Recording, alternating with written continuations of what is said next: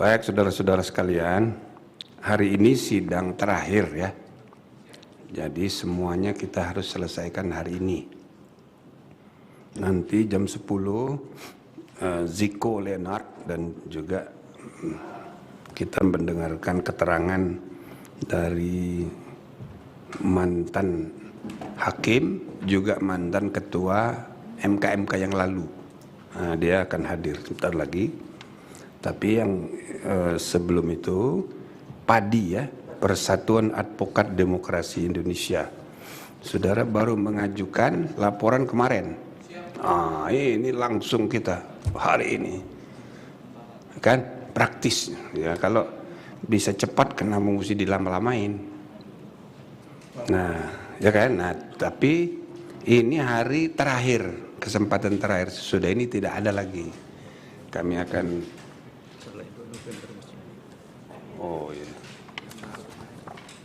Nah,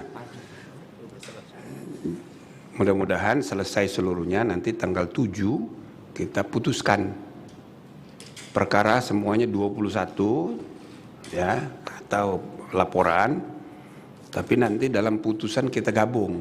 Nah, masing-masing ada nomornya, ada registrasinya, tapi nanti putusannya sesuai dengan terlapor, ada 9 hakim. Nah, sekarang sidang sekaligus klarifikasi, sidang pendahuluan, sekaligus pembuktian, ya kan? Nah, saudara harus menyampaikan bukti-bukti hari ini juga, ya kan? Mudah-mudahan saudara sudah mengikuti sidang-sidang sebelumnya, jadi bisa belajar apa yang belum, ya kan? Nah, tapi sebelum kita mulai, ini ngecek dulu ya. Saudara hadir, siapa aja ini nama-namanya? Namanya Charles Temarang yang mana? Oke, yang 4 lagi?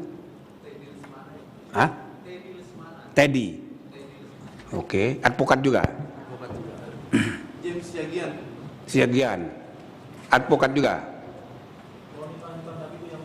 Nabi Tupulu. Oke. Saya Jenderal Riko Prans Tampu Bolon. Tampu Bolon. Ini kayaknya ini semuanya dari Medan ini ya. Benar sekali Yang Mulia. Tapanuli. Kemarin juga ada siapa namanya itu Pak, yang dari Cianjur. Nainggolan. Nah, jadi supaya saudara tahu, ada di Cianjur Nainggolan. Nainggolan Cianjur, ya kan. Nah, advokat juga. Jadi heran juga ini, advokat banyak sekali ya orang Batak ya. Ya, karena advokat tuh harus banyak bicara. Nah, orang Batak ini banyak bicara ini. Ya kan, sudah benar lah itu. Baik, jadi saudara mengirimkan laporan ke MK-MK, tertulis ini tanggal 2 Oktober 2023. Padahal baru kemarin. Ini benernya Oktober atau November? Mohon izin Yang Mulia, permohonan tersebut kami draft di tanggal sebagaimana tertuang di dalam laporan kami. Hanya saja kami daftarkan kemarin pada tanggal 2 November Yang Mulia. Jadi bagaimana resminya? Mau 2 November atau 2 Oktober? Mohon izin atas perkenanan Yang Mulia, kami renvoy saja di tanggal 2 November. Nah, itu yang benar itu. Siap Yang Mulia. Ngaku aja ini salah ketik gitu loh. Siap. Mau cari-cari alasan bahwa kita udah menyiapkan sejak tahun yang lalu. Masa setahun yang lalu. Oke, jadi 2 November ya. Nah, diubah ya. Nah, terus saudara ini coba dijelaskan sambil tadi sudah memperkenalkan diri, tapi boleh diulangi sambil menerangkan ini saudara punya kepentingan apa dengan laporan ini. Kok jauh-jauh dari Batak sana menyampaikan laporan, sedangkan sudah banyak laporan yang lain. Coba terangkan dulu. Siap, terima kasih Yang Mulia. Atas seizin Yang Mulia, jika diperkenankan kami membaca laporan kami. Mohon izin Yang Mulia. Tapi jangan dibaca semua ya, tebel ini. Ya, enggak, poin ininya dulu, legal standingnya. Apa kepentingan hukum saudara? Baru nanti lanjutkan dengan Siap. tuduhan. Siap, terima kasih Yang dengan Mulia. bukti-bukti. Silakan. Baik Yang Mulia.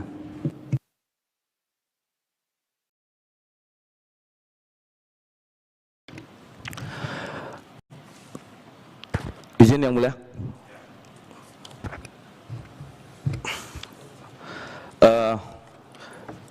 Yang Mulia Majelis Kehormatan MK, sebelumnya saya juga ingin mohon maaf pertama karena memang saya salah satu pelapor itu kemarin belum sempat tanda tangan laporan asli yang diserahkan kepada MK Yang Mulia.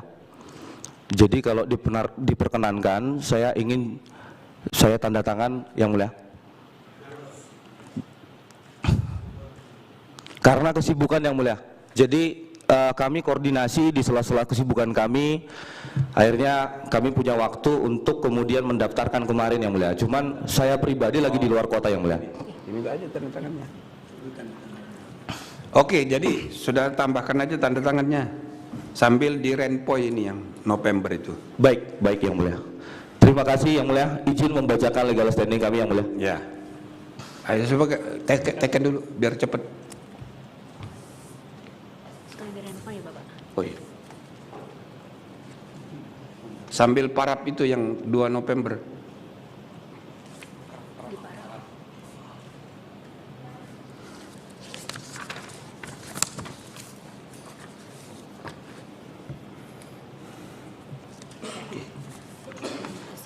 Oke. Baik. Izin melanjutkan Yang Mulia. Cuma kalau bisa jangan dibaca ya. Kan saudara sudah hafal ini, dijelaskan aja. Baik, baik Yang Mulia. Terkait dengan kedudukan kami Yang Mulia, pada intinya kami sebagai warga negara, sebagai bagian daripada masyarakat Indonesia yang tentunya punya kewajiban untuk juga ikut berpartisipasi di dalam penyelenggaraan negara yang baik. Yang mana kemudian kebetulan Yang Mulia, kami ini semua berprofesi sebagai advokat. Jadi kalau kami sebagai advokat ada kewajiban Yang Mulia ikut berkontribusi untuk melakukan penegakan hukum. Penegakan hukum tersebut tentunya tidak hanya sifatnya melakukan pembelaan terhadap klien, tetapi juga ikut mengontrol jalannya kekuasaan di negara ini. Khususnya dalam perkara ini adalah kekuasaan yudikatif, yaitu Mahkamah Konstitusi. Jadi karena memang di Undang-Undang Advokat kami punya kewajiban sebagai penegak hukum, punya juga kewajiban untuk bertanggung jawab terhadap masyarakat, bangsa dan negara, maka itu ditegaskan di kode etik kami Yang Mulia. Kalau kode etik di advokat itu menjadi hukum tertinggi bagi kami yang berprofesi advokat di dalam menjalankan profesi. Jadi kami merasa ketika ada kejanggalan, keganjilan di dalam perkara putusan 90 tahun 2003, kami melihat di sini bahwa hakim terlapor yaitu Bapak Ketua Profesor Anwar Usman itu tidak imparsial, artinya tidak bersikap ketak berpihakannya tidak ada Yang Mulia. Kami melihat ada beberapa kejanggalan yang dimana kemudian itu menimbulkan ricuh, kegaduhan di publik, yang dimana kami merasa ini bisa menggerus legitimasi publik terhadap Mahkamah Konstitusi. Kami tidak bisa membayangkan Yang Mulia apabila legitimasi publik terhadap MK itu rusak, tercemar, yang dimana sebentar lagi kita tahu bersama kita akan menghadapi pemilu. MK salah satunya memiliki kewenangan untuk memutus sengketa pemilu, baik sengketa pemilu pilpres, pileg maupun kepala daerah, yang dimana apabila MK sudah tidak dipercaya oleh publik, saya yakin ini bisa menimbulkan kegaduhan apabila terjadi sengketa pemilu. Jadi kami merasa ini sangat berbahaya bagi demokrasi kita, ini sangat berbahaya bagi negara kita. Maka kami sebagai advokat yang juga mempunyai kewajiban untuk melakukan penegakan hukum, dalam hal ini mengabdi terhadap bangsa dan negara, ikut berkontribusi dalam mengawal jalannya yudikatif yang dalam hal ini MK, maka kami merasa kami berkepentingan dan punya kepentingan langsung terhadap substansi perkara yang dilaporkan, Yang Mulia. Mungkin awalan terkait dengan legal standing kami demikian, Yang Mulia. Terima kasih. Substansinya? Ya. Berarti pokok perkara.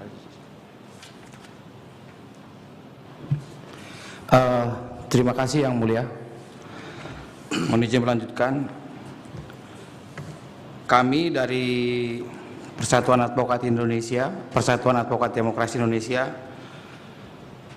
mengambil judul dari pengaduan kami ini dengan judul yaitu Paman Hadir Kemenakan Melenggang. Alasan tersebut kami ambil Yang Mulia sederhana.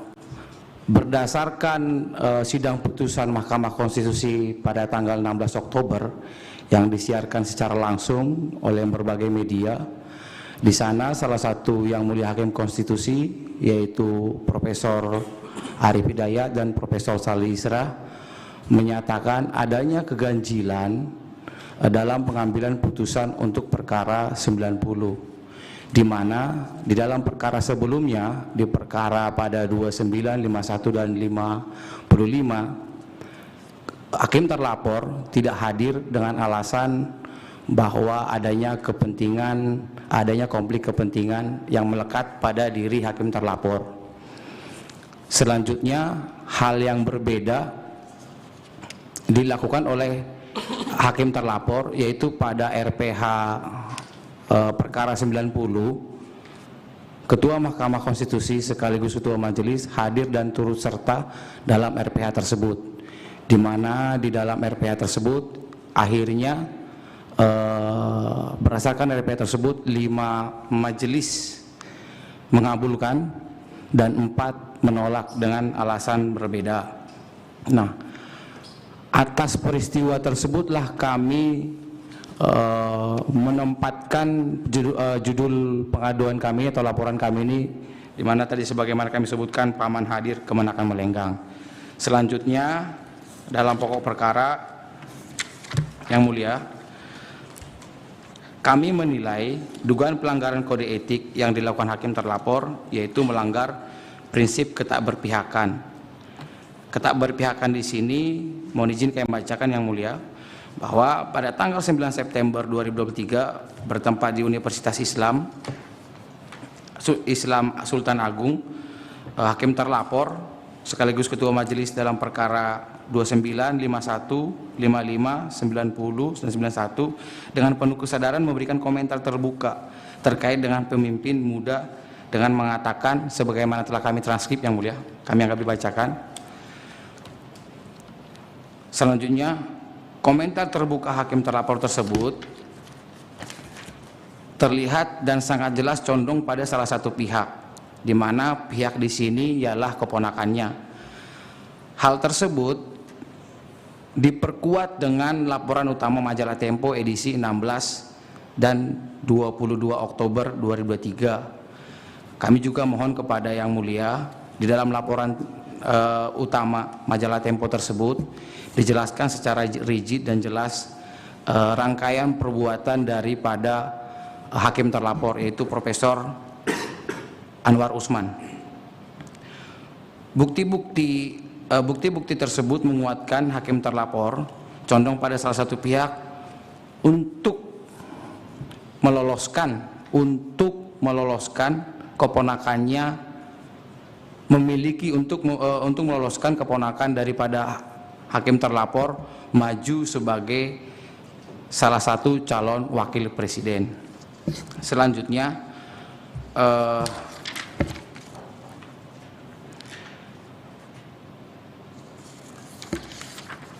Dua, hakim terlapor melanggar prinsip integritas. Bahwa pada persidangan tanggal 16 Oktober 2023 dengan agenda pembacaan putusan perkara 90, pada dissenting yang mulia Hakim Konstitusi Arif Hidayat, Profesor Arif Hidayat, dan yang mulia Hakim Konstitusi Profesor Saldi Isra membuka mata publik terkait dengan sikap dan perilaku hakim terlapor sebagaimana yang telah kami kutip di bawah ini. Bukti tersebut kami merujuk pada dissenting opinion pada yang bersangkutan, majelis hakim yang bersangkutan yang mulia. Selanjutnya, tindakan hakim terlapor yang menyatakan ketidakhadiran ketua dikarenakan untuk menghindari adanya potensi konflik kepentingan disebabkan isu hukum yang diputus berkaitan dengan erat dengan syarat usia minimal untuk menjadi calon presiden dan wakil presiden, di mana kerabat ketua berpotensi diusulkan dalam kontestasi politik, yaitu pada pemilu presiden 2024 sebagai pasangan calon presiden atau wakil presiden oleh salah satu atau gabungan partai politik, sehingga ketua memilih untuk tidak hadir dalam membahas. Yang kami maksud di sini yang mulia, dari dissenting opinion tersebut kami juga melihat bahwa adanya sikap tercela daripada hakim terlapor. Sikap tercelanya itu dapat kami maknai dengan penalaran yang wajar, di mana semula hakim terlapor menyatakan bahwa ketidakhadirannya karena konflik of interest. Namun kemudian di dalam RPH perkara 90, hakim terlapor menyampaikan ketidakhadirannya bukan karena konflik of interest, melainkan karena alasan kesehatan.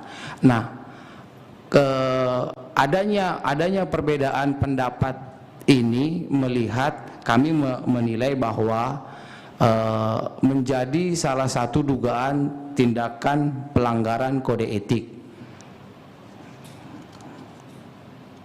yang dimana diatur di dalam prinsip integritas penerapan angka 1 yang berbunyi hakim konstitusi menjamin agar perilakunya tidak tercela dari sudut pandang pengamatan yang layak yang mulia.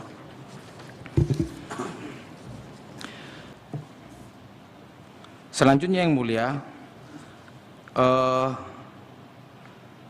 kembali kami berdasarkan penelusuran tim majalah Tempo edisi 23 dan 29 Oktober 2023, di sana dapat dijelaskan bahwa adanya upaya daripada hakim terlapor untuk melobi hakim-hakim lainnya guna meloloskan atau mengabulkan atau menerima permohonan gugatan batas usia perkara nomor 90.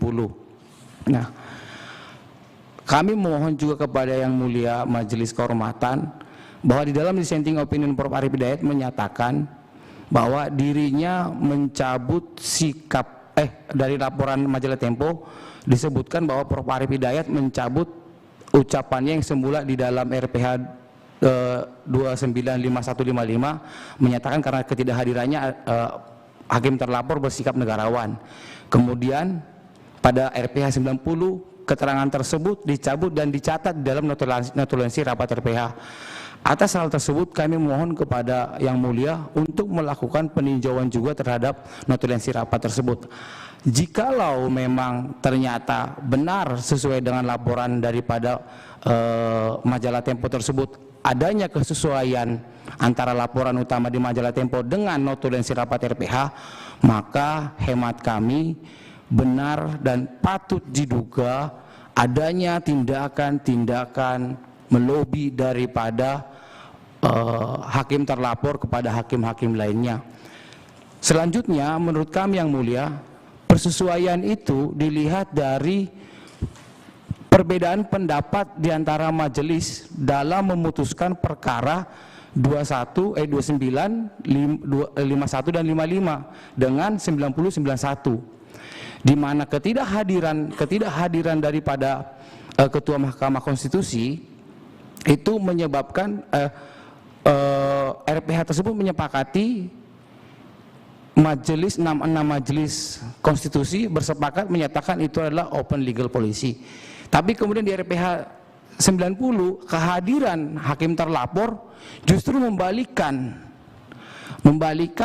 keadaan, dan kami kembali merujuk pada pendapat dissenting opinion daripada Profesor Saldi Isra menyatakan bahwa dalam sekelebat, nah keselebat ini menurut kami ada indikasi besar karena kami percaya yang mulia bahwa hakim-hakim konstitusi ini adalah para teladan-teladan akademisi.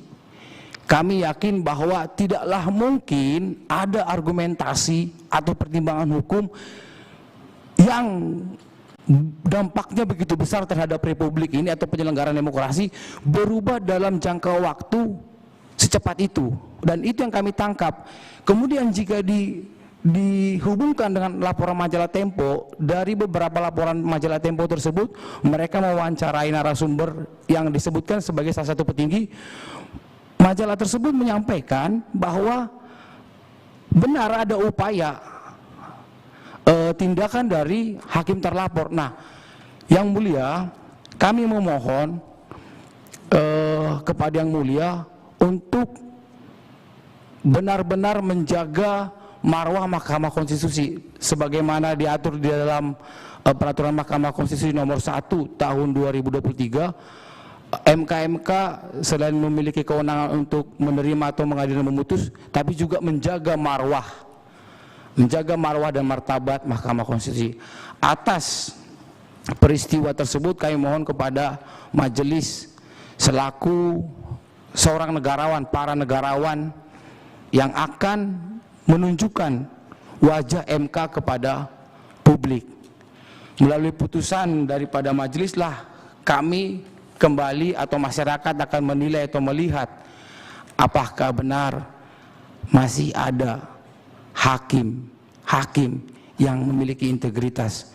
Yang mulia, tanpa mengurangi rasa hormat, hari ini dunia peradilan kita jauh dari kata keadilan.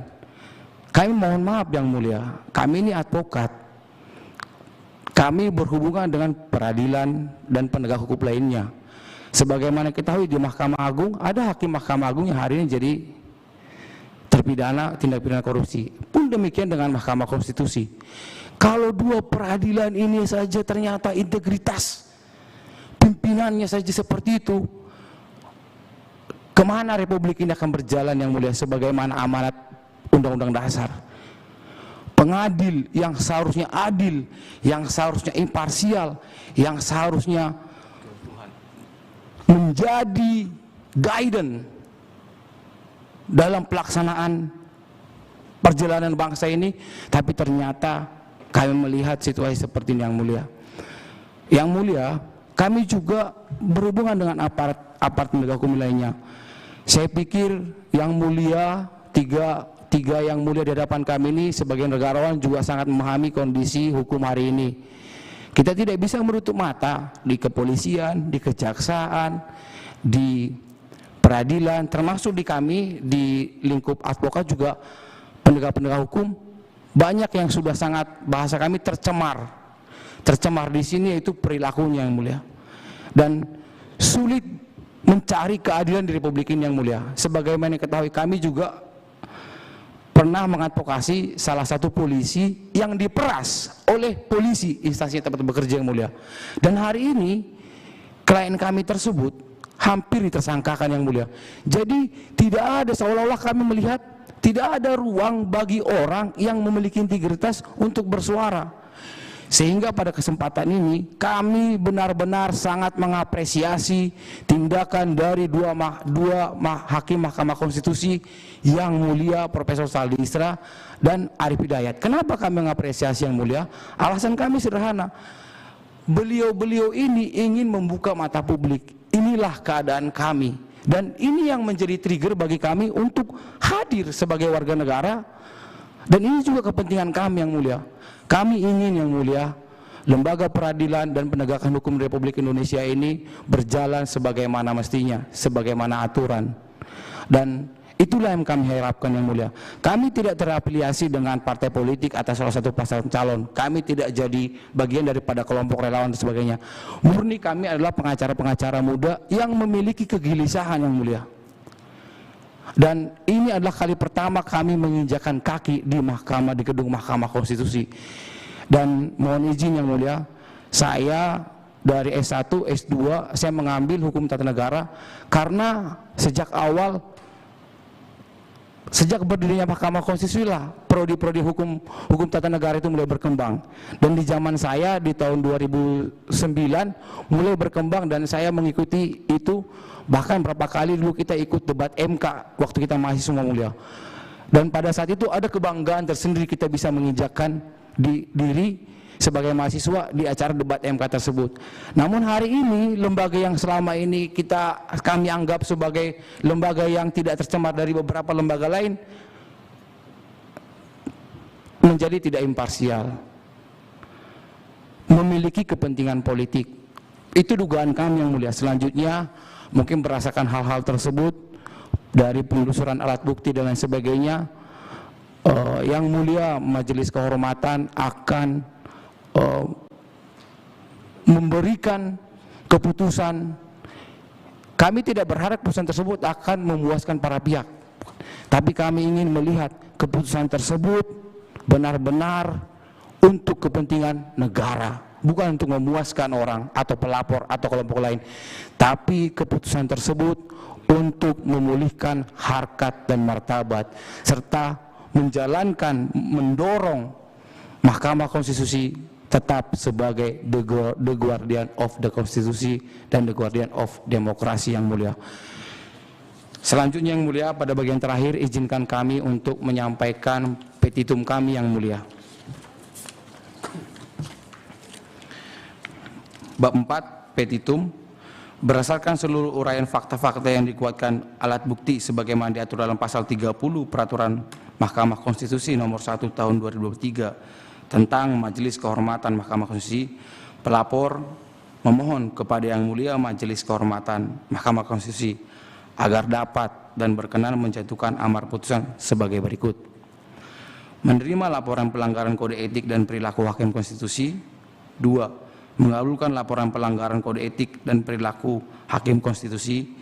3. Menyatakan hakim terlapor Profesor Dr. Anwar Usman terbukti melakukan pelanggaran kode etik dan perilaku hakim konstitusi sebagaimana tertuang dalam Sabta Karsa Utama, dalam hal ini bagian prinsip ketakberpihakan angka 4, angka 1, dan angka 5, junto pasal 17 ayat 5 Undang-Undang nomor 48 tahun 2009 tentang kekuasaan kehakiman.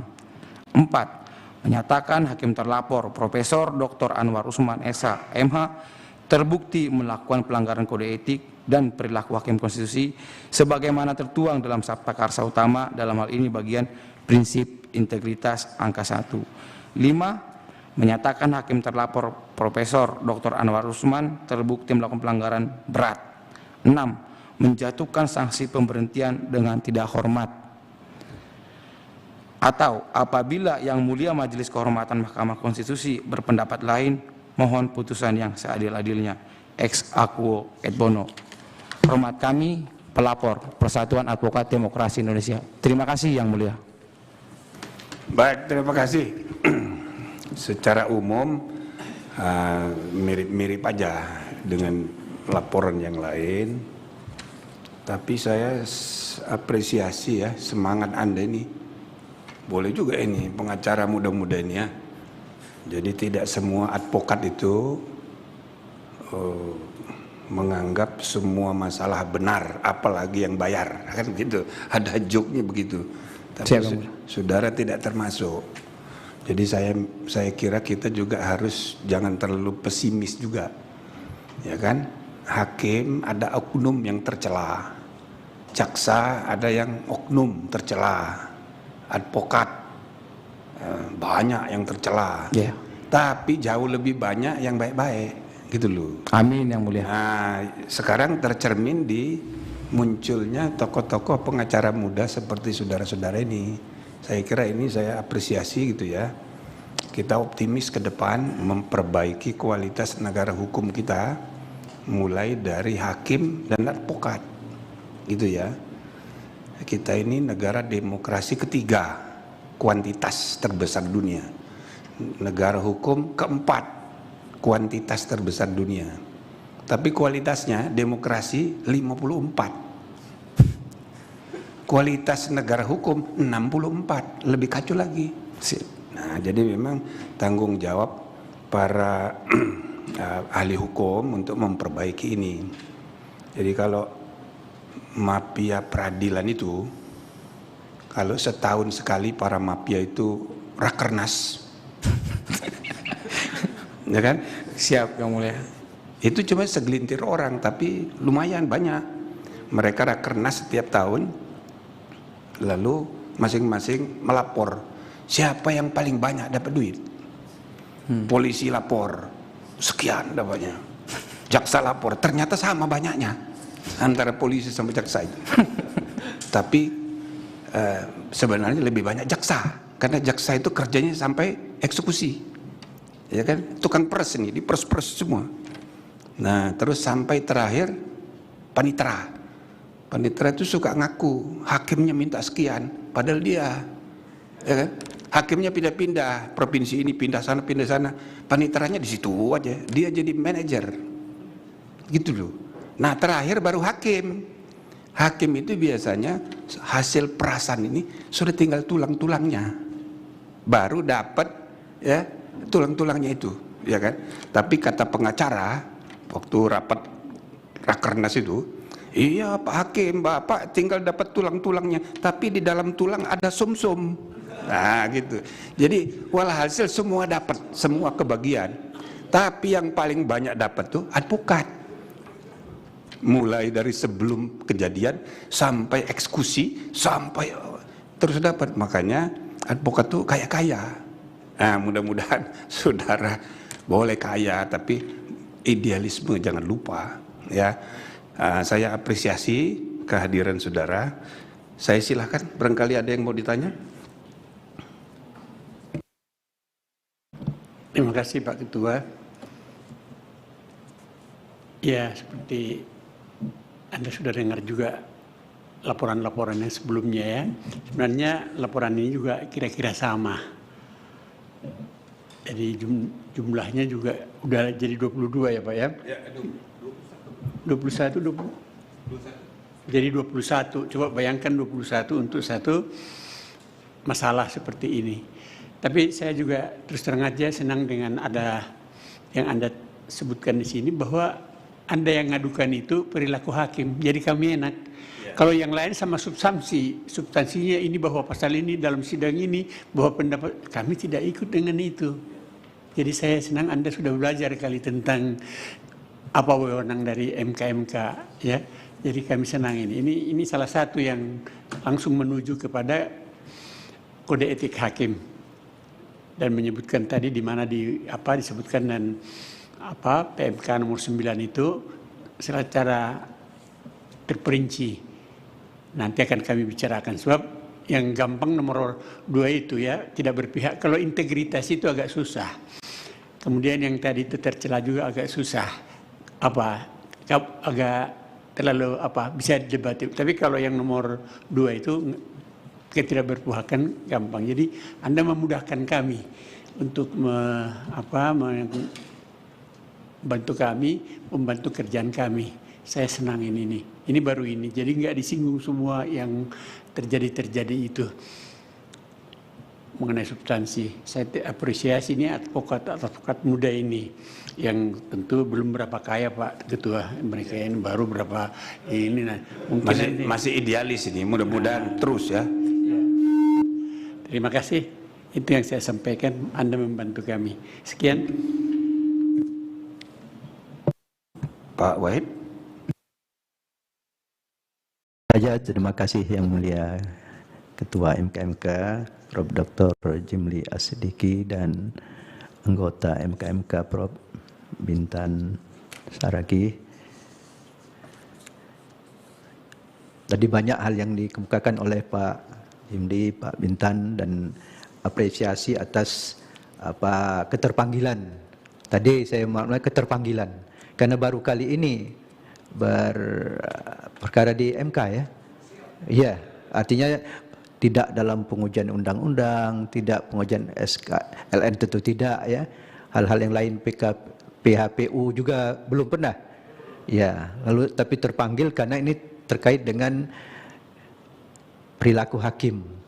Nah, artinya apa? Artinya kan punya sensitivitas dan di tengah-tengah udah berakhir juga ada agresivitasnya ya. Pokoknya bisa sampai hari ini bisa di ruang ini ya. Nah, hanya hal yang tadi selain semangat juga penambahan kapasitas dari teman-teman yang di advokat ini juga perlu kecermatan ya.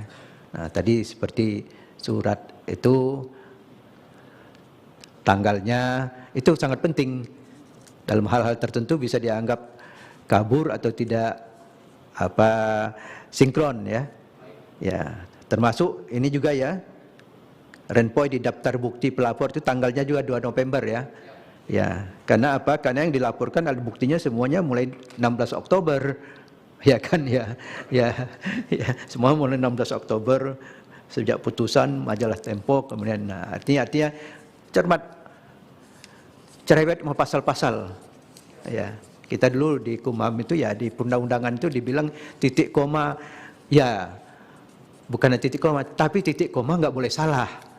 Nah, yang lainnya ya harus cerewet pasalnya, nomornya karena itu bisa jadi kita terselip dianggap tidak sinkron atau posita dan petitum atau lalu kabur tidak jelas karena kalau nanti ada pihak lain bisa direplik kan ya dan lain sebagainya ya. Ya, hanya itu saja ya saya ikut apresiasi dan ya teruskanlah semangat ini.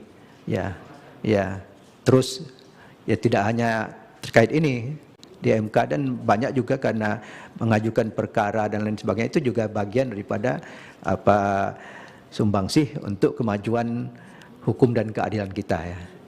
Ya, demikian saya kembalikan ke Pak Ketua. Terima kasih Pak. Baik, masih ada lagi yang mau saudara sampaikan yang kira-kira bukti-bukti yang lebih meyakinkan lagi? Karena ini sidang terakhir ya, sudah ini nggak ada lagi. Siap yang mulia. Mohon izin yang mulia. Per 2 November kemarin kami mendaftarkan laporan kami sekaligus menyertakan daftar bukti dan alat bukti yang kami ajukan yang mulia.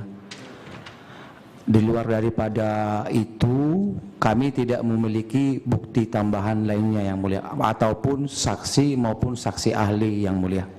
Oke, bagus. Nah ini ada P1 sampai dengan 5 ya. Siap, benar yang mulia. Jadi tidak ada tambahan lagi ya. Ya Siap. udah kita sahkan ya. Baik saudara-saudara sekalian, sambil kita menunggu ini pelapor terakhir dan ahli, coba dibaca di halaman 2 ya laporan saudara itu ya di alinea terakhir sebelum kalimat terakhir itu. Untuk memastikan terselenggaranya kedaulatan rakyat dan dilaksanakan berdasarkan Undang-Undang Dasar, maka ditetapkanlah 9 orang hakim konstitusi yang masing-masing 3 orang dari pemerintah, 3 orang dari DPR, ya kan? Dan 3 orang dari Mahkamah Agung. Nah, karena saudaranya advokat masih muda-muda, saya sampaikan, Profesor Doktor pun sering salah soal ini. Siap. Ya, kata dari itu tidak benar itu. Bukan dari tapi oleh. Siap yang mulia. Ya, beda itu. Nah, di Undang-Undang Dasar disebut 3 orang diajukan oleh Presiden, 3 orang diajukan oleh DPR. 3 orang diajukan oleh Mahkamah Agung. Oleh. Siap yang mulia. Bukan dari. Gitu ya. Siap, terima kasih yang mulia untuk pengetahuannya. Nah ini penting. Siap. 3 orang dari DPR itu bisa ditafsirkan anggota DPR yang dikirim ke sini. Padahal bukan begitu. Ini bukan dari, tapi oleh. DPR itu hanya memilih. Ada 3: menyeleksi, memilih, mengajukan. Tiga-tiganya harus diatur oleh masing-masing lembaga. Oke? Jadi DPR itu tukang menyeleksi, tukang memilih, dan tukang mengajukan. Bukan dari dalam dirinya sendiri. Oke? Mahkamah Agung bukan hakim agung yang dikirim ke sini, tapi mereka menyeleksi, memilih, mengajukan. Presiden juga begitu, bikin pansel, menyeleksi, memilih, mengajukan sesuai dengan ketentuan undang-undang. Seleksi, pemilihan, pengajuan diatur oleh masing-masing lembaga sesuai dengan kewenangannya. Di Undang-Undang Dasar disebut 3 diajukan oleh, 3 diajukan oleh, 3 diajukan oleh, bukan dari. Sebab kalau itu dipahami sebagai dari, maka itulah kesalahpahaman terakhir. DPR merasa berhak merecall. Ini kan orang kita. Kenapa dia membatalkan undang-undang? Kurang ajar ini. Di-recall. Tidak ada dalam sejarah dunia hakim di-recall. Tidak ada. Kalau itu dibenarkan, maka presiden juga berhak merecall, Mahkamah Agung juga berhak merecall. Itu kasus Profesor Aswanto. Salah itu. Itu kita harus bilang sebagai sarjana hukum, yang benar harus dikatakan benar, salah katakan salah. Itu salah, tidak ada dasarnya. Oke? Siap, Yang Mulia. Sebagai pengacara muda, idealis, harus begitu. Yang salah dibilang salah, yang benar dibilang benar. Ya kan? Ada joke. Kalau polisi dan jaksa semua orang salah sampai terbukti benar. Kalau advokat itu sebaliknya, semua orang benar, apalagi yang bayar. Bukan begitu. Jadi semua orang benar, ya kan, sampai terbukti salah. Itu yang benar. Tapi joke tadi itu joke orang, nggak usah baper. Ya, jadi itu jangan salah dipahami. Dari, oleh, kata-katanya jelas. Baik, kalau tidak ada lagi, cukup. Nah, kalau cukup, sidang pemeriksaan terhadap laporan saudara kami anggap selesai, ya, dan sidangnya saya nyatakan ditutup. Kalau saudara masih ingin ada di sini mendengarkan, boleh. Tapi kalau mau pulang, boleh juga. Mau terus atau mau pulang? Apabila diizinkan oleh Yang Mulia, kami hendak mendengarkan keterangan dari bagus. ahli. Ya, itu kan sambil pelajaran. Siap, Yang Mulia. Ini mahasiswa HTN sesudah MK terbentuk dan baru kali ini dia beracara di MK. Nah, tapi sudah resmi sebagai advokat, ya? Siap, resmi, Yang Mulia. Bukan mengaku-ngaku advokat. Advokat. Ada ya kartu anggota? Kami lampirkan KTP sebagai bukti kewarganegaraan kami, kartu tanda pengenal advokat sebagai bukti bahwa kami adalah advokat, ya, yang diangkat berdasarkan undang-undang, Yang Mulia. Dulu ada pasal 31 Undang-Undang Advokat. Siap. Itu mengancam pidana bagi orang yang mengaku-ngaku advokat padahal bukan. Ya. Nah, itu diajukan, direview di MK, tapi sudah dinyatakan tidak berlaku lagi. Ya. Karena itu berakibat pada LBH perguruan tinggi, ya kan, mau dipidanakan oleh polisi. Nah, kita hapus itu pasal itu. Siap. Tapi tetap ngaku-ngaku advokat tetap nggak boleh. Ya, Anda bukan ngaku-ngaku, ya, beneran, ya? Benar, Yang Mulia. Ya, jidatnya sudah memang advokat semua ini. Kami tidak punya keberanian sebesar itu, Yang Mulia, untuk mengaku-ngaku di hadapan Yang Mulia. Oke. Baik, kita lanjutkan sekarang persidangan yang terakhir. Nah, ini terakhir ini, sesudah hari ini tidak ada lagi. Kami akan tinggal memeriksa terakhir nanti Pak Ketua sekali lagi. Lalu Selasa kita akan baca putusan. Nah, sekarang sudah datang, ya. Selamat datang. Dengan ini sidang pemeriksaan pelapor dan juga mendengar keterangan ahli saya nyatakan dibuka dan terbuka untuk umum. Assalamualaikum warahmatullahi wabarakatuh. Om Swastiastu. Pak Palguna, orang Bali.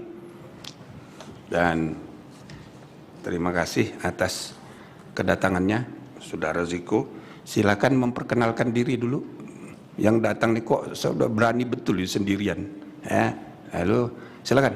Ya, silakan.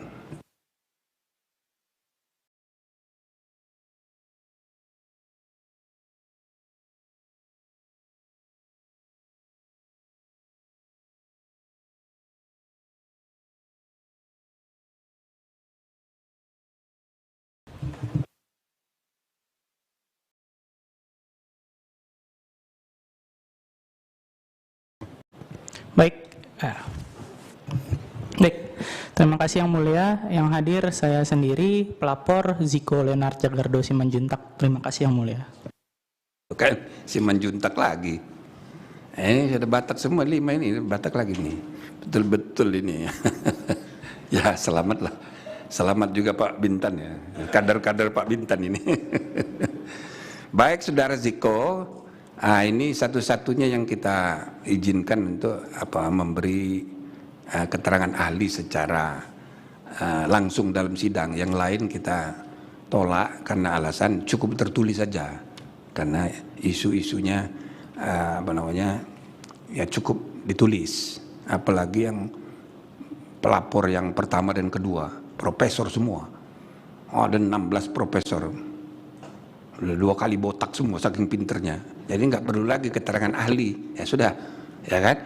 Nah, tapi khusus untuk Saudara Ziko ini, karena isunya ini lain, nah maka dia mengajukan supaya ada keterangan ahli, ialah mantan hakim MK dan mantan MK yang dulu. Nah, ini Pak Palguna. Saya persilakan memperkenalkan diri sendiri atau diperkenal sendiri aja, atau diambil sumpah dulu. Ambil sumpah dulu ya. Baik, saudara bersedia disumpah ya? Ya, silakan.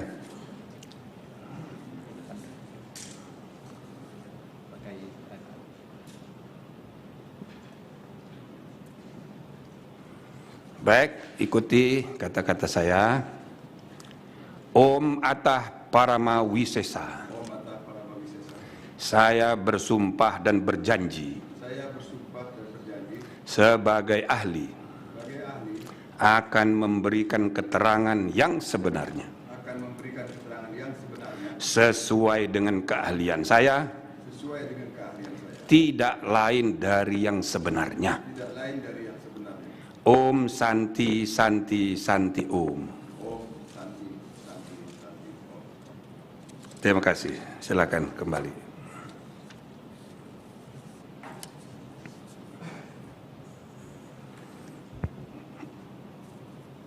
Nah, sebelum kita mulai, coba poin yang perlu diterangkan sebagai bukti, diulangin lagi apa yang saudara tuduhkan kemarin tuh.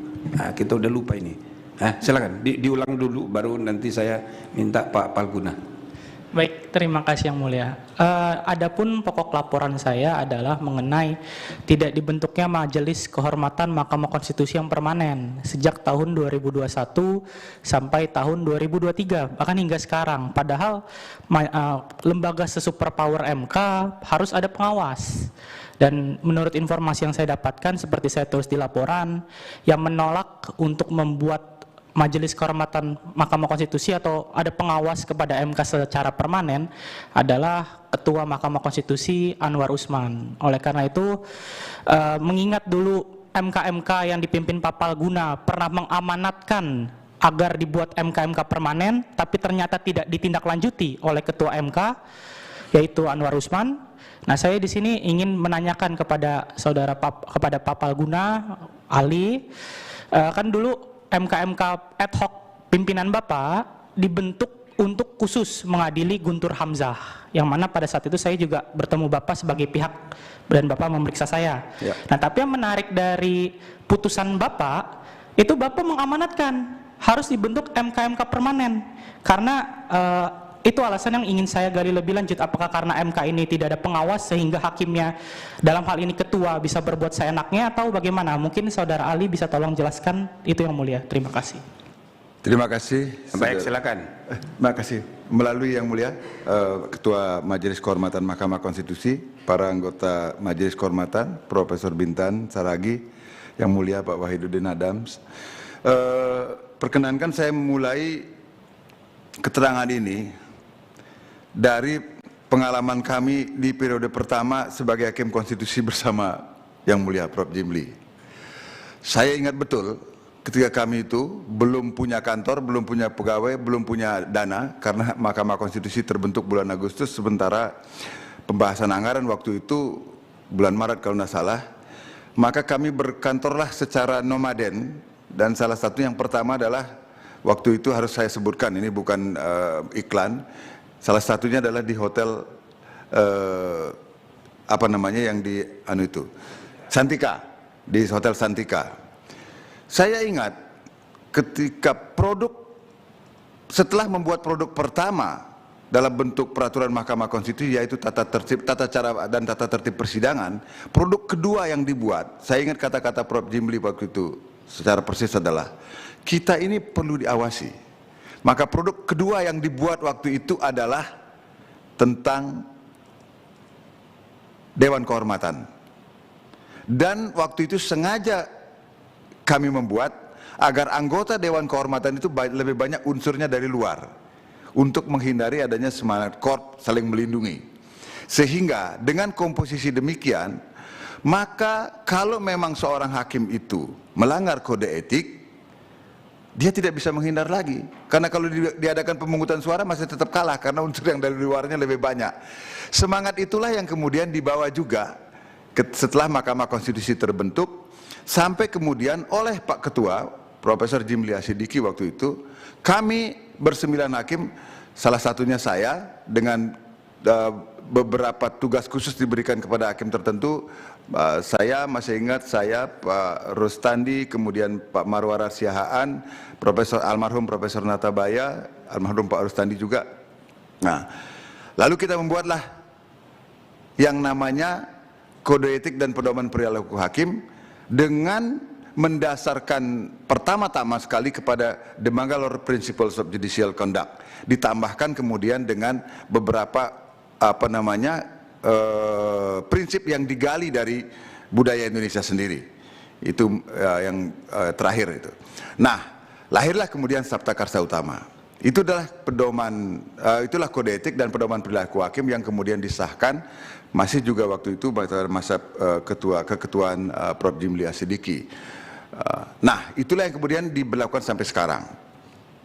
Nah, setelah itu kan, kita mengalami pasang surut, lalu kita sudah semua tahu. Saya hanya flashback secara singkat saja. Mahkamah Konstitusi mengalami beberapa peristiwa, ya, sehingga akhirnya ternyata dengan majelis kehormatan yang tidak permanen itu ada persoalan. Lalu dibentuk kemudian Dewan Etik, kan gitu. Nah, Dewan Etik.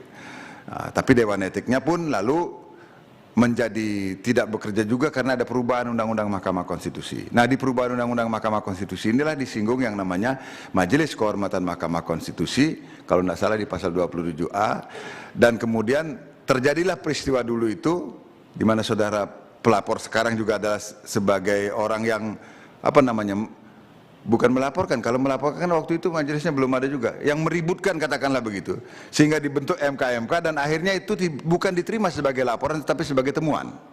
Nah, karena MK-MK-nya belum ada, dibentuk MK-MK yang sifatnya ad hoc seperti yang sekarang ini. Nah, itulah alasannya secara singkat mengapa kemudian kami, Majelis Kehormatan Mahkamah Konstitusi yang mengadili kasus pada waktu itu yang saudara singgung tadi itu, kemudian di dalam putusan itu juga menyinggung betapa pentingnya Majelis Kehormatan yang permanen itu untuk ada. Karena Mahkamah Konstitusi dengan tidak berfungsinya lagi Dewan Etik sebagai akibat dari perubahan undang-undang tentang Mahkamah Konstitusi itu, menjadi memang tidak ada yang mengawasi. Padahal semangat untuk diawasi itu justru ditanamkan pertama kali sejak Mahkamah Konstitusi dibentuk. Secara khusus saya harus menyebut lagi, bukan karena beliau ada di hadapannya, karena memang nanti Anda bisa konfirmasi langsung kepada Profesor Jimli waktu itu. Betapa kami sengaja memang ingin diawasi waktu itu karena sadar akan kewenangan yang besar yang diberikan kepada Mahkamah Konstitusi itu. Nah, itulah sebabnya, alasannya mengapa di dalam putusan MK-MK dulu itu sengaja kami menyinggung perlunya dibentuk Mahkamah Kehormatan Mahkamah Konstitusi yang permanen itu. Jadi pada waktu itu memang ada perdebatan, bukan perdebatan sih, diskusi, termasuk dengan Yang Mulia Profesor Jimli Asidiki juga ketika kami minta keterangan beliau sebagai ahli pada waktu itu, 3 orang itu memang terlalu minimal. Apalagi kemudian ada kritik juga, harus ada syarat hakim aktif di situ. Tapi saya mengatakan soal keberadaan hakim aktif itu saya setuju, karena beliau keterangannya kita perlukan untuk memahami keadaan yang di dalam, supaya tahu gitu loh. Nah, cuma kalau anggotanya 3 orang mungkin tidak tidak terlalu ideal. Nah, apakah diskusi itu yang kemudian mempengaruhi sehingga tidak kunjung dibentuk Majelis Kehormatan Mahkamah Konstitusi yang permanen atau tidak, saya tidak tahu. Karena sempat juga kan ada wacana pada waktu itu akan ada perubahan undang-undang Mahkamah Konstitusi lagi. Mungkin bersamaan dengan itu nanti akan diusulkan juga syarat keanggotaan Majelis Kehormatan Mahkamah Konstitusi yang kalau tidak salah waktu diskusi kami di Majelis Kehormatan yang ad hoc dulu itu adalah ya minimal 5 orang lah gitu ya. Nah, apakah itu alasannya saya tidak tahu, karena kan setelah Januari 2020 saya sudah tidak lagi di Mahkamah Konstitusi, jadi perkembangan faktual yang berikutnya saya tidak tahu. Demikian saudara pemohon. Pelapor, pelapor saudara ahli, bukan pemohon.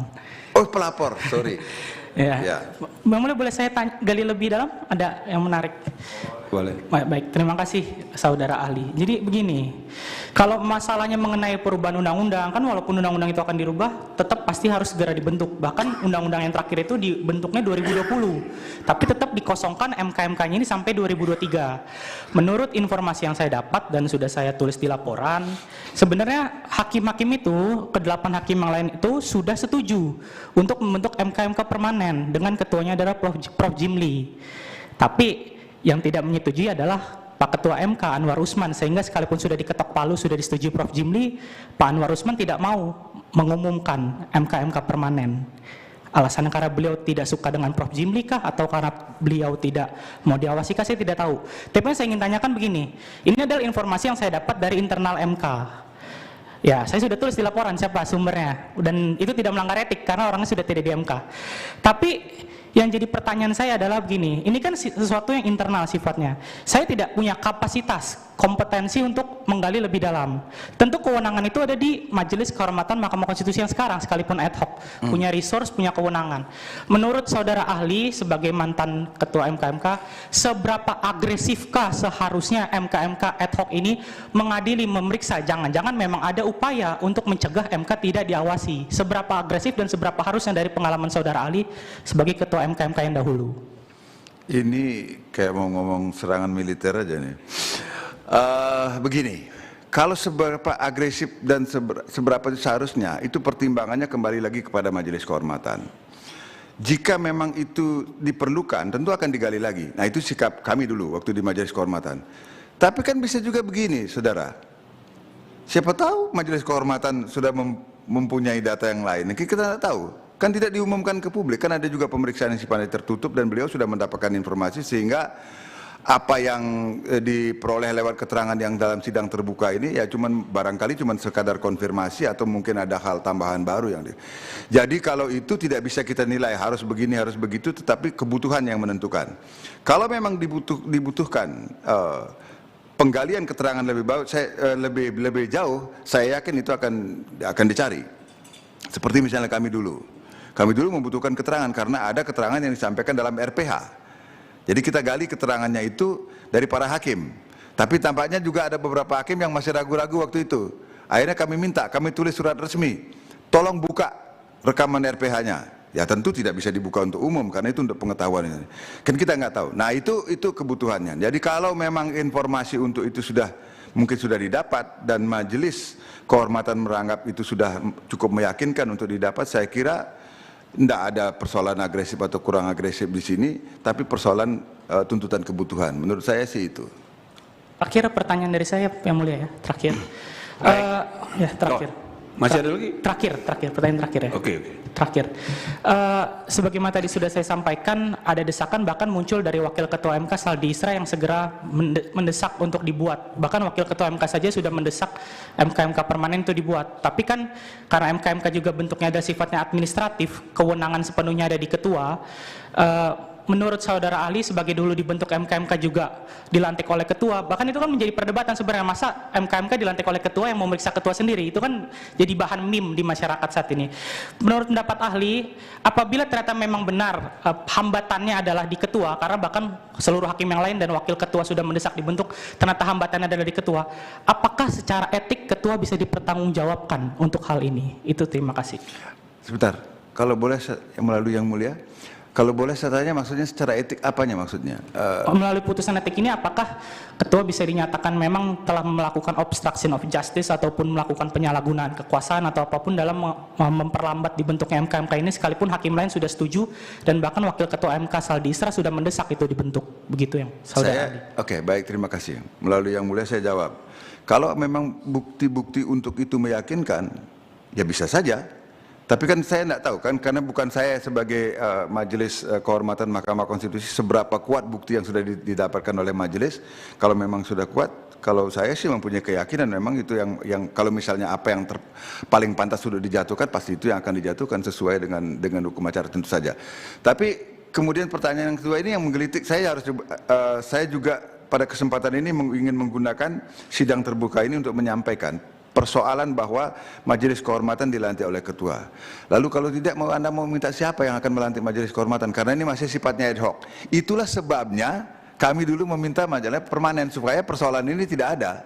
Sehingga nanti ketika Majelis Kehormatan yang sifatnya permanen itu sudah ada, kan tidak ada pelantikan yang sifatnya ad hoc itu.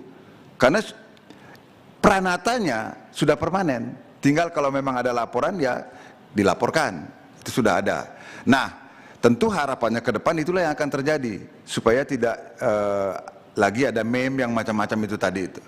Nah, cuman masalahnya kalau sekarang tidak dilakukan tindakan seperti itu, lalu siapa yang akan membentuk Majelis Kehormatannya? Kan tidak ada, masa ngundang orang luar itu jadi pertanyaan lagi gitu kan. Dan memang tidak benar secara hukum gitu kan. Jadi untuk soal itu, iya, bahkan saudara mungkin masih ingat dulu. Kami pun dulu kan begitu juga, kan ada pertanyaan begitu, walaupun tidak seramai sekarang. Ini gimana sih gitu ya? Kok Majelis Kehormatan yang akan salah satunya akan mendengar keterangan dari Ketua Mahkamah Konstitusi kok dilantik oleh Ketua Mahkamah Konstitusi? Ya memang seperti itu. Harusnya kan secara administratif memang demikian. Itu tak terhindarkan. Tetapi apakah kemudian Majelis Kehormatan menjadi canggung memeriksanya?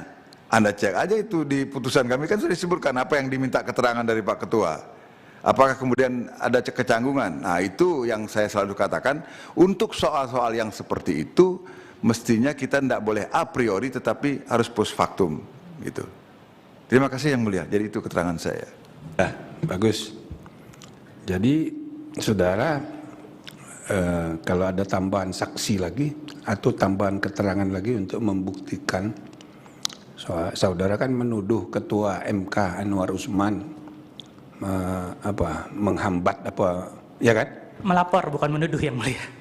Melaporkan. Iya, saudara melaporkan, tapi isi laporan itu kan menuduh. Ya kan? Ini ada mantan hakim Aswanto. Ya kan? Nah, ini tertulis di sini. Kok enggak saudara bilang aja di sidang ini? Oh, tertulisnya resmi. Kan tempo hari saya meminta yang mulia memanggil Pak Aswanto dan Pak Saldi untuk bersaksi, tapi yang mulia hanya mengizinkan Pak Palguna. Jadi saya pikir cukup yang mulia. Iya. Enggak, maksud saya saudara kok enggak mau menyebut namanya. Apa takut kedengeran atau apa? Nanti buka aja, tertulisnya sudah.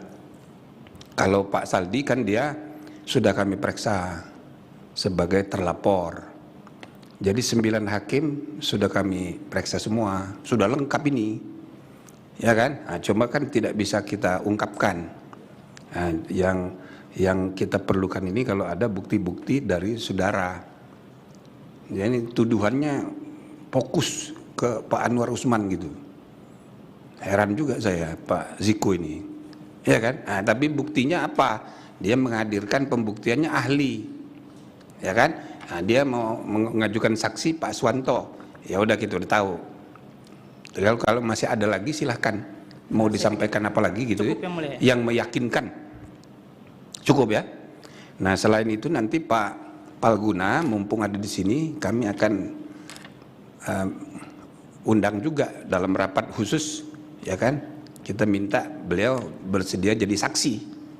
Nah, jadi dua ini ahli dalam sidang terbuka, saksi dalam sidang tertutup nanti. Itu ya. Bersedia ya? Bersedia yang mulia. Nah, itu dia. Jadi saya kira saudara-saudara sekalian, kalau tidak ada lagi, saya rasa sudah cukup ini. Kami pun sudah tambah yakin ini. Wah ini setiap ada pelaporan ada hal baru. Kayak kemarin mahasiswa Universitas NU itu. Wah itu bagus sekali itu. Nah, jadi saya malah, mana ini pengacara kok enggak sekreatif mahasiswa gitu loh. Bagus itu kemarin. Nah, jadi ada hal-hal baru. Nah hari ini ada hal yang baru juga. Idealisme advokat muda. Ah ini hebat ini. Ya mudah-mudahan saudara terus ya jaga itu semangatnya itu. Karena kita harus membenahi kualitas negara hukum kita. Jangan biarkan negara hukum kita dirusak oleh para mafia. Nah, itu tadi tukang pers tadi. Nah, tukang pers yang paling banyak dapat duit itu ya advokat, teman-teman saudara juga senior-senior. Walaupun cuma sedikit orangnya. Ini yang harus kita berantas ya. Nah, tapi untuk memulai pembenahan ya praktek sistem negara hukum kita sebaiknya memang dari hakim. Karena hakim itu yang memutus akhir. Kalau dia beres, yang lain-lain ikut beres juga. Kalau bayar hakim tidak efektif untuk mengarahkan putusan, akhirnya orang sadar ngapain bayar pengacara mahal-mahal, ngapain bayar polisi. Orang putusannya tidak bisa di-setir gitu. Nah, jadi kalau hakim berintegritas, yang lain nanti terpaksa ya dipengaruhi. Nah gitu. Jadi kualitas dan integritas negara hukum kita dari mana mulai? Ya dari hakim. Gitu. Tapi ya yang kedua itu pengacara. Nah, karena ini tukang kasak kusuk itu ya advokat. Apalagi di Afrika sana advokatnya itu luar biasa itu. Jadi koordinator mafia itu advokat biasanya. Kalau di pengadilan kerjasamanya dengan panitera yang tadi saya bilang. Ya kan? Yang paling sedikit dapat tuh ya hakim. Tinggal tulang-tulangnya. Coba sekali lagi kalau kata pengacara, iya Pak tulang tapi di dalamnya ada sumsum. Cara advokat ngeles gitu kan. Ya sudah ini joke tapi tolong dipikirin ini soal serius. Jadi begitu saudara-saudara sekalian ya. Dengan ini sidang saya nyatakan ditutup.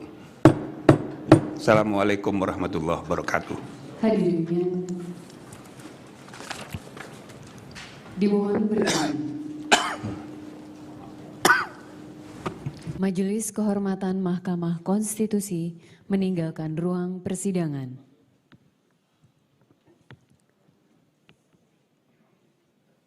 Hadirin disilakan duduk kembali. Hadirin yang kami hormati, demikianlah sidang Majelis Kehormatan Mahkamah Konstitusi Jumat 3 November 2023.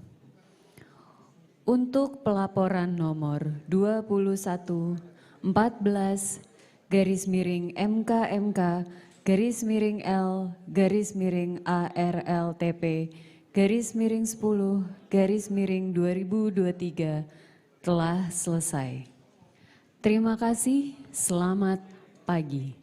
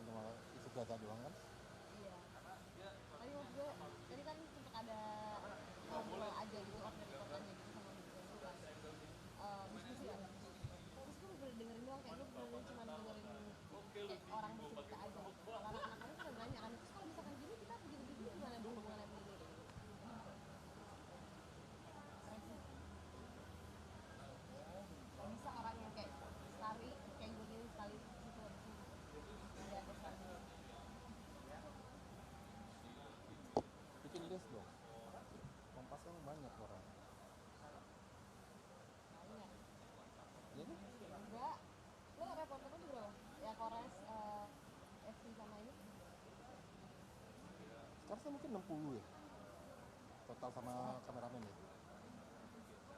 Gue reporternya cuma 20. Hah? 20 reporter 10%. Sama lah berarti kan. Masih mirip. Nanti kayak posisi tempat gue juga 30. Sekarang malah lebih banyak yang kameramen daripada reporter korespon dari. Banyak yang resign kan kemarin dari CFP itu. Jadi kalau sekarang lo ntar nemu si Paidot megang mic pura-pura jadi reporter ya karena kita kekurangan reporter sekarang. Tapi malah mulai off. Kan nggak ada. Di masa pemilu-pemilu ini. Yang tua-tua dan tidak produktif. Itu kan terjadi juga di awal tahun lalu sih. Yang tua-tua dan tidak produktif. Ya gue sih. Kata dia efisiensi. Gue sih melihat itu hal yang wajar namanya swasta kan ya. Namanya organisasi kan harus dinamis gitu. Iya, tapi kalau kata gue apa? Ini kan mau pemilu, lo butuh banyak orang. Ya, tapi kalau quantity over quality ya ngapain juga? Ya perlu di ini juga sih, diakuin juga sih di tempat kita itu kan kemarin itu kan banyak yang terutama di daerah ya, teman-teman di daerah itu kan nggak aktif, tapi kan gaji mereka besar karena mereka kan udah 10 sampai 20 tahun di Trans, grupnya Trans gitu. Biro gitu ya? Iya pokoknya di daerah. Gajinya mungkin bisa 15 sampai 20 juta gitu kan. Di daerah aja nih, gue mau slow life livingnya di daerah. Di Telkom itu. Di liputan Kuliner. iya. Kuliner budaya. Iya.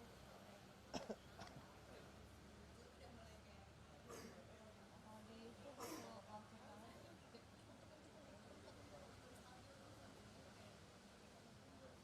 Sebenarnya sih harus diubah ya kalau menurut gue ya, mindsetnya itu. Kalau kita ini sebagai kita bukan, kalau lu main cepet-cepetan lu kalah sama online.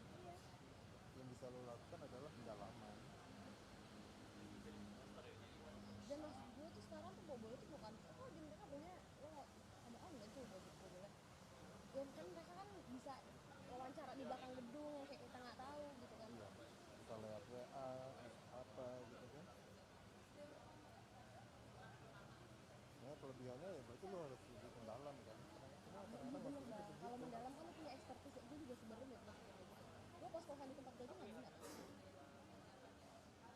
Tapi zona lumayan sih. Ya zona doang. Tapi kan di politik juga. Ya gue juga kalau kayak gini kan hari ini kagak ada. Kayak kemarin isu-isu Kasat, Panglima itu kan udah selesai nih. Sekarang lagi reda lagi ya. Udah gue kesini. Paling ntar minggu depan nih, fit proper test. Tapi yang jadi depan kedua coba waktu zona buat one-on-one sama Kasal.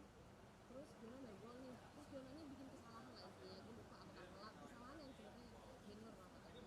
Terus dia nge-nelfon reporter lain dan gini, Pak, ini kan wawancara Kasal. Ah serius bang, iya besok ya gini. Lagi lobbyin sama Komit gitu. Terus udah kan, dan jangan si Alfa ini tahu kalau itu tuh lobbyan Jona. Dan Komit bilang itu lobbyan Komit, jadi kan si Alfa sungkan ke Jona, jangan dukung Alfa yang anjing, yang bukan jalan, yang gitu. Apa ya? Politik itu bikin lebih domba anjir, sebel banget gue ngeliat yang gue kayak lo tuh pengen bikin lu tuh apa ya? Ya bedanya di kantor kamu kantor gue kan ya lo tau sendiri lo pernah di sini kan. Kita kan politik fungsinya kan cuma koordinasi doang. Kalau gitu kan punya kontrol penuh coy untuk approval ngerjain apapun itu.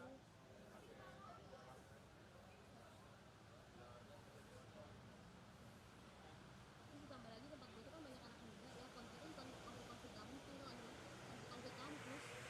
Kalau udah tua kan ya, punya anak anjir gue bukan lain sama lu gitu kan.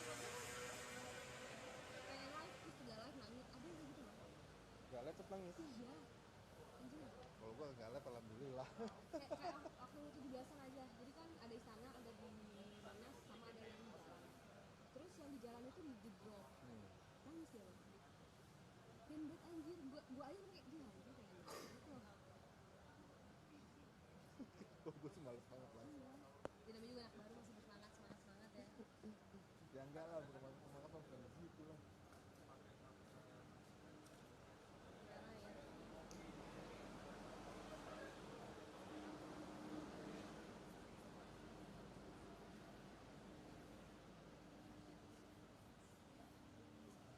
Orang tuh udah banyak sebelnya sama kantor, jadi kadang gue tuh udah gak boleh usaha gitu loh bang, kayak dapet enggak gitu. Oh iya, kayak gue akhirnya kan nyebelin kan, gue udah itu yang minta ke Mesir itu gue sebenarnya, bukan dari kan tuh gak pernah ngasih tahu kan. Gue pakai ya kapusnya kan udah kenal lama lah gitu kan. Pak, kan bisa ikut nggak? Bentar mas, kita usahakan ya. Iya gitu, gimana coba lu? Anjing.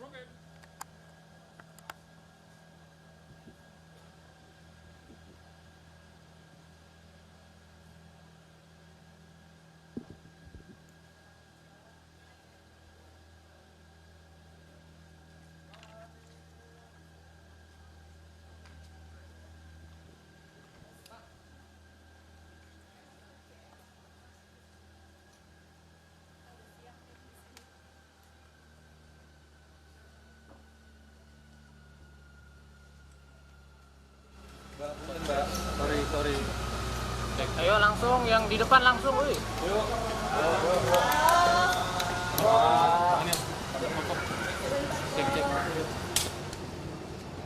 alhamdulillah ya sudah selesai semuanya, tinggal nanti sore. Sebentar. Sudah aman guys. Ya, saudara-saudara, seluruh pemeriksaan alhamdulillah sudah tuntas. Tinggal terakhir nanti kami periksa sekali lagi Pak Anwar Usman yang kebetulan paling banyak dilaporkan. Jadi yang pertama tempoh hari Pak Anwar, nah sekarang yang terakhir Pak Anwar. Semua bukti-bukti sudah lengkap, ya, baik keterangan ahli, saksi. Ya sebenarnya kalau ahli itu para pelapor ini ahli semua. Ya kan? Lagi pula ini kasus tidak sulit membuktikannya, apalagi kita udah lihat CCTV segala macam surat menyurat. Kenapa ada perubahan yang kemudian ditarik kembali, ya kan? Kenapa ada kisruh internal, beda pendapat kok sampai keluar, kok informasi rahasia udah pada tahu semua. Itu berarti ini membuktikan ada masalah. Gitu loh. Nah, tentu ada masalah kolektif. Artinya semuanya 99 ini ada masalah ini. Gitu loh.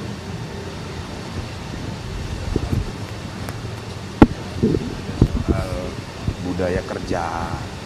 Saya kan selalu bilang, hakim ini 9 orang, masing-masing itu tiang sendiri-sendiri, tiang keadilan konstitusional sendiri-sendiri. Maka dia harus independen. Nggak boleh saling mempengaruhi antara hakim, kecuali dengan akal sehat. Nah, gitu loh. Jangan akal bulus. Ya kan gitu, akal bulus itu bukan hanya politik dalam arti teknis, tapi ya kasak-kusuk kepentingan. Itu kan akal bulus juga. Jadi independensi para hakim yang bersembilan ini tentu kan bisa kita nilai satu persatu. Nah, cuma yang paling banyak masalah yaitu yang paling banyak dilaporkan gitu. Tapi yang lain-lain itu ada sumbangannya masing-masing terhadap kisruh ini. Nah, nanti tolong dilihat di putusan yang akan kami baca, termasuk jawaban terhadap tuntutan supaya putusan MK ini ya ada pengaruhnya terhadap putusan MK sehingga berpengaruh kepada pendaftaran capres, kan begitu. Nah, itu juga salah satu pertimbangan mengapa kita putuskan putusan dibacakan tanggal 7. Nah, ini juga harus dijawab melalui putusan MK ini supaya ada kepastian. Yang salah harus kita bilang salah, yang benar harus kita bilang benar, dan yang jauh lebih penting adalah bagaimana tradisi negara hukum kita, tradisi demokrasi kita itu terus berjalan untuk meningkat mutu dan integritasnya. Karena saya bilang tadi, kita ini dikenal sebagai the third largest demokrasi dari segi kuantitas. Nomor 3 terbesar, demokrasi terbesar di dunia. Tapi kualitasnya masih pada ranking nomor 54. Terus jauh gitu. Nah ini harus kita kawal, ya kan? Mulai dari soal sistem etika politik, etika bernegara. Dari segi negara hukum, kita ini nomor 4. Kalau RRC dimasukkan negara hukum, kita nomor 4 terbesar di dunia negara hukum. The fourth largest rule of law. Tapi indeks kualitas negara hukum kita nomor 64, mesti jauh banget. Jadi para sarjana hukum, para lembaga-lembaga penegak hukum, lembaga pembuat hukum harus menyadari bagaimana kita memperbaiki kualitas dan integritas negara hukum kita. Indonesia ini bukan Indonesia kalau bukan negara hukum, karena di dalam Undang-Undang Dasar sudah diatur. Kalau pasal 1 ayat 1 itu pakai kata iyalah. Negara Indonesia ialah negara kesatuan yang berbentuk republik. Tapi pasal 1 ayat 3 pakai adalah. Negara Indonesia adalah negara hukum. Artinya definisi. Kalau bukan negara hukum, ya bukan negara Indonesia gitu loh. Jadi mari kita perbaiki kualitas negara demokrasi dan negara hukum kita yang berdasarkan Pancasila. Nah, yang selebihnya tolong ya tunggu putusan biar agak dramatis dikit biar aja dagdikduk nggak apa-apa. Artinya yang sangat bermasalah ini terbukti bersalah. Iya loh. Banyak laporannya kan 21 semuanya. Padahal kami ini ad hoc ditugasi hanya 30 hari, tapi alhamdulillah kita selesaikan 15 hari. Berarti kalau putusan MK nanti membatalkan. Oh nanti ketua MK ya jam 2. Nanti akan jam setengah 2. saksi yang dihadirkan atau? Sudah selesai semua. Udah selesai semua, tinggal kami merumuskan putusan dan itu butuh waktu karena semua laporan itu harus dijawab satu persatu. Ya kan? Jika putusan MK nanti membatalkan perkara 90, artinya Gibran juga otomatis membatalkan. Iya, makanya saya jangan sebut dulu, biar nanti dibaca.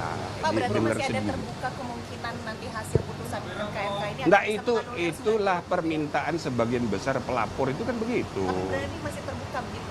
Apa? Terbuka kemungkinan bahwa nanti hasil yang putusan MK ini bisa menganulir putusan. Ya itulah salah satu yang ditunggu-tunggu.